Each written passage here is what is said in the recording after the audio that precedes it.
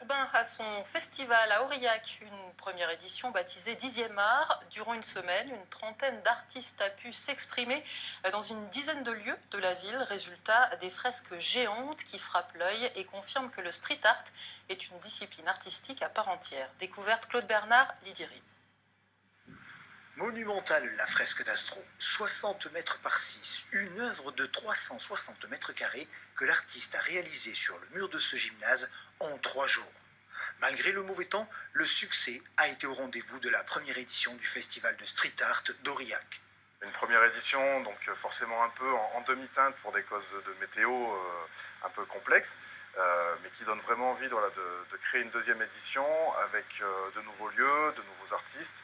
Voilà, et de toujours créer plus de liens avec notre public aurillacois et le public qui est en attente justement de ces réalisations artistiques.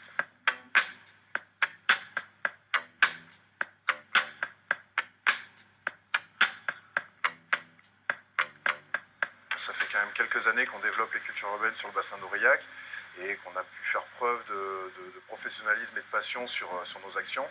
Donc quand on est arrivé avec ce nouveau projet, on a pu trouver facilement quand même des surfaces et des lieux d'expression. Des lieux d'expression qui sont en fait de grandes pages blanches mises à disposition des artistes.